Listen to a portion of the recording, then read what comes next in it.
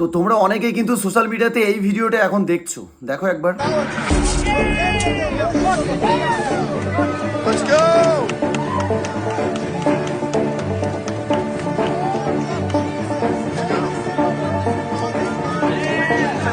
দেখো এই ভিডিওটা কিন্তু আমেরিকার ভিডিও, ঠিক আছে। এখানে একটা যুবক আমাদের ভারতবর্ষের পতাকাকে ছিঁড়ছে এবং সেখানে দাঁড়িয়ে থেকে কিছু যুবক বা কিছু লোকজন তার মজা নিচ্ছে। তো এই বিষয়টা নিয়ে এখন নেট দুনিয়ায় ভীষণ চলছে, ভাইরাল হয়েছে এটা ভীষণ। তো এখানে একটা কাকা আমার ভিডিও বানিয়ে সেখানে আর একটা কিছু কথা বলছে, যেখানে একটা কাকা একটা ভিডিও বানিয়ে একটুখানি দেখো যে এই কথাগুলো বলছে। শুধু চেয়ে চেয়ে দেখেন, এখন ভারতকে ঘৃণা করে আমেরিকায়। ওরা যে পৃথিবীর মধ্যে সবচেয়ে নিকৃষ্ট জাতি, এটা জেনে যাচ্ছে আস্তে আস্তে সবাই। ওদের নিজেদের কারণেই ওরা পতন হবে, এটাও জেনে রাখেন সবাই। হ্যাঁ শুনেছো কাকা কি বলেছে বলো তো? কাকা বলছে এই ছেলেটা যে ভারতবর্ষের পতাকা ছিঁড়ছে এবং পাশে আসে থাকা লোকজন কিন্তু খুব বাজেভাবে একটা খিস্তি মার, ঠিক আছে। এখন এই কাকাটা বলছে যে এরা এই ভারতবর্ষের মানুষ, এরা হচ্ছে সব থেকে নিকৃষ্ট জাতি, এদের ঘৃণা করে এখন প্রত্যেকটা দেশই। দেখুন প্রশ্নও একটা এখানে থেকেই যাচ্ছে যে আমার ভারতবাসী আমরা সকলে যদি চাই যে অন্য দেশের পতাকা আমার দেশে দাঁড়িয়ে আমরাও ছিঁড়ে ভিডিও করব, সেটা আমরা করতে পারি, কিন্তু না, ভারতবাসী এরা অন্যের দেশকে পতাকাকে সম্মান করতে জানে। আর এই যে ছেলেটা যেটা করছে, ঠিক আছে, আর আমরা যদি চাইতাম যে আইনকে ভঙ্গ করব, আর এই ছেলেটা যেটা করেছে না, এটা একেবারেই বাজে। শুনেছি নাকি আমাদের দেশের প্রধানমন্ত্রীর সাথে আমেরিকার খুব ভালো সম্পর্ক আছে। তো আমি চাইবো এটার একটা বিচার অবশ্যই হবে, জানি না কি হবে সেটাও জানি না। হয়তো প্রধানমন্ত্রী এই ভিডিওটা দেখবে কি দেখবে না, মানে আমার ভিডিও নয়, ওই যে ভিডিওটা সোশ্যাল মিডিয়া এখন ভাইরাল হচ্ছে, যেটা আমাদের তিরঙ্গাকে একেবারেই শুধু ছিঁড়ে ফেলেছে এটা ব্যাপার নাই, খুব বাজেভাবে গালিগালাজ করেছে, ঠিক আছে। এখন প্রশ্ন হচ্ছে যে এখানে আমাদের দেশে যতই ধর্ম নিয়ে রাজনীতি নিয়ে সমালোচনা থাক না কেন, মানুষ একে অপরের বিরোধী থাক না কেন, যখন দেশের কথা আসবে বন্ধু, তখন কিন্তু সবাই এক। কাকা তুমি বুঝতে পারো, বুঝেছো? যখন দেশের কথা আসবে না, তখন কোনো কেউ ধর্ম দেখবে না, আর কেউ রাজনীতি কোন দলের কেউ দেখবে না, মনে রেখে দিও। ওই ছেলেটাকে যদি আমার ভারতবর্ষের মানুষও পেয়ে যায় ওই পতাকার মতো, এখানে ওই মাঝখান দিয়ে ফেড়ে দেবে, একটা কথা বলে রেখে দিই, শুনে ওই ছেলেটাকে যেখানে দাঁড়িয়ে ছিটছে না দিয়ে দিচ্ছে, ও যদি একবার ইন্ডিয়াতে এসে ওকে একবার কেউ পেয়ে যায় না, ওর মাঝখান দিয়েও ঠিক এইভাবে ফেলে দেবে বন্ধু, একটা কথা মনে রেখে দিও। তাই ভারতবর্ষের মানুষ শুধু সম্মান করে, অন্য দেশের পতাকাও এখানে ছিঁড়ে ভিডিও করে বানাতে পারে, একটা কথা মনে রেখে দিও। কিন্তু ভারতবর্ষের মানুষ আইনকে বেশি বেশি সম্মান করে, তাই আইন নিজের হাতে তুলে নিতে চায় না বন্ধু, একটা কথা মনে রেখে দিও। আর কাকার বড় বড় কথা তুমি হয়তো ভুলে যাচ্ছ বন্ধু। আমাদের দেশে যতই রাজনীতিক মঞ্চে যত যাই থাক না কেন, রাজনীতিক বিরোধী থাক না কেন, আর ধর্ম নিয়ে যত সমস্যা থাক না কেন, একটা কথা মনে রেখে দিও বন্ধু, যখন দেশের কথা আসবে না, তখন আর কেউ ওইসব কিছু দেখবে না, একটা কথা মনে রেখে দিও। ওই যে ছেলেটাকে আমি বললাম তো, যদি আমাদের এখানে পেয়ে যায় না, ওই মাঝখান দিয়ে এইভাবে ফেড়ে দেবো, একটা কথা মনে রেখে। কারণ ওইসব মানুষ, ওগুলো হচ্ছে দেশদ্রোহী মানুষ। আর একটা কথা তোমরা ইতিমধ্যে কিন্তু দেখেছো যে ঋতব্রত বাবু 58টা এমএলএ দিয়ে কি বলছে, মমতার থেকে মমতার দল, মমতা থেকে মমতার যে তৃণমূলের সিম্বল, মমতার যে টোটাল দল, মমতার যে তৃণমূল কংগ্রেস, সেটা নিজের নিচ্ছে, সেটা নাকি নিজে পরিচালনা করবে এবার সবকিছু নিজেই। ওনার কথাই শ্রমিক ভট্টাচার্য বোধহয় যখন বলছিলেন ভালো তৃণমূল, মনে হয় ঋতব্রতের কথাই বলছিলেন।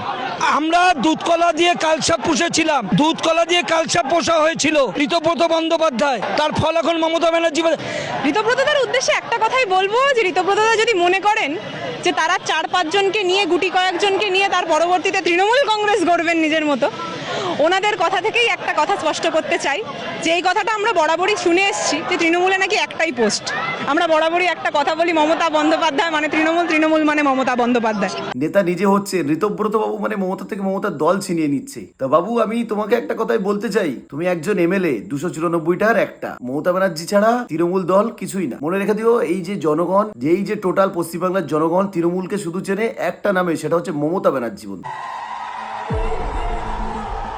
আমার ধর্ম মানে কর্ম, আমার ধর্ম মানে মানুষকে ভালোবাসা, আমার ধর্ম মানে মানবিকতা, আমার তুমি যে আজকে 58টা এমএলএ দিয়ে মমতা ব্যানার্জি থেকে মমতা ব্যানার্জির দল নিতে চাইছো, খুব ভালো। তুমি চাইছো একটা দল করতে, খুবই ভালো, সেটা তুমি অন্য কিছু করতে পারো, কিন্তু তৃণমূল কংগ্রেস এটা ঠিক মানাচ্ছে না বন্ধু। মনে রেখে দিও যে তৃণমূল কংগ্রেস কিন্তু শুধুমাত্র একটাই নাম, সেটা হচ্ছে মমতা ব্যানার্জি। মমতা ব্যানার্জি না ববি হপিং, না অভিষেক, না যাই বলো না কেন, কোনো নয়, অনলি ফর মমতা ব্যানার্জি, বুঝতে পেরেছো? তাই তুমি যে এই 58টা এমএলএ নিয়ে নতুন দল করছো, এটার কত দূর যাবে সেটা আমি জানি না, ঠিক আছে, কিন্তু তৃণমূলের একটাই নাম, সেটা হচ্ছে মমতা ব্যানার্জি। তাই তাই যেটাই করো না কেন একটু ভেবে চিন্তে করো, ঠিক আছে বন্ধু? পরে দেখবে যে সবকিছু হারাতে হবে, কারণ আইনত একটা নিয়ম কিন্তু আছে যে তোমার কাছে সেই দলের বেশি এমএলএ বলে তুমি সেই সিম্বলটা নিতে পারো, কিন্তু যদি পরে কেউ না থাকে তখন কিন্তু তোমার যে এমএলএ গুলো আছে পরে যদি সেখান থেকে সরে যায় তাহলে সেই এমএলএ গুলো কিন্তু তাদের যে ক্ষমতা সেটা কিন্তু হারাবে, মনে রেখে দিও। তাই মনে রেখে দিও, বারবারই একটা কথা বলছে, তৃণমূল মানে কিন্তু শুধুমাত্র মমতা ব্যানার্জি। সারা পশ্চিমবাংলায় যখন ভোট হয় না, এই তৃণমূলের যারা ক্যান্ডিডেট দেখবে পাড়ায় পাড়ায় শুধু একটা কথা বলেই প্রচার করে, সেটা হচ্ছে কি, যে ভোটটা শুধুমাত্র মমতা ব্যানার্জির দিকে দেখে দেখবে। আর মানুষ এটাই জানে যে ভোট মানে তৃণমূল মানে মমতা ব্যানার্জি। আরো শেষ পাতে আরেকটা কথা বলে রেখে দেই বন্ধু, একটুখানি শোনো। হকার উচ্ছেদ তো তোমরা এতদিন অনেক কিছু দেখেছো, কিন্তু দমদমের যে হকার উচ্ছেদের পরে দমদমের হকাররা কি করছে জানো তো? আজকে দেখলাম যে ভিক্ষা করছে। ভিক্ষা করছে দমদম জংশনের সেই সব হকাররা যারা একদিন ঠিক এই জায়গায় বসে নিজের সংসার চালানোর জন্য দোকানদারি মানে ওরা একটা নোটিশ বোর্ড গলায় ঝুলিয়ে নিয়ে থালা নিয়ে বসে আছে যে এই সরকার আমাদের রাস্তায় বসিয়ে দিয়েছে, আমাদেরকে কিছু দাও, সাহায্য করো, আমাদের সংসার চলবে না। ভিক্ষা করছে, মানে সরকারকে একটা লজ্জা দেওয়ার একটা ব্যাপার। তো এটা সত্যি খুবই বাজে। কারণ দেখুন, আমি কিন্তু এর আগেও বলেছি তোমাদেরকে, হকার উচ্ছেদ হোক, হয়ে জায়গা সুন্দর হোক, কারণ সেগুলো সরকারি প্রপার্টি, সেগুলো সুন্দর হোক, কিন্তু এই হকারদের যারা দিন মজুরি, তাদেরকে একটা তো ব্যবস্থা করতে হবে। রাজ্যে তো শিল্প আনতে হবে, তাদেরকে একটা কাজের ভেতরে ঢোকাতে হবে। তাদের তো সংসার আছে, তাদের ছেলে মেয়ে আছে, সেগুলো তারা একটা জায়গায় দাঁড়িয়ে গেলে তারপর তুমি এগুলো পরিষ্কার করো। আগে তুমি এই কাজগুলোই শেষ করে দিচ্ছ। আগে তোমার রাজ্যে শিল্প আনো, আমি আগেও বলেছি যে শিল্প আনো, তারা একটা কাজে ঢুকে যাক, তারপরে সেখান থেকে তোলো সব। কিন্তু হঠাৎ করে এভাবে যদি তুমি সরকার গঠন করে এদের পেছনে লেগে যাও, তাহলে এরা কোথায় যাবে? যাই হোক, এখন ভিক্ষা করছে, এটা কিছু বলার নেই। হ্যাঁ, ধন্যবাদ তোমাদের সবাইকে। আবার কাল কথা হচ্ছে।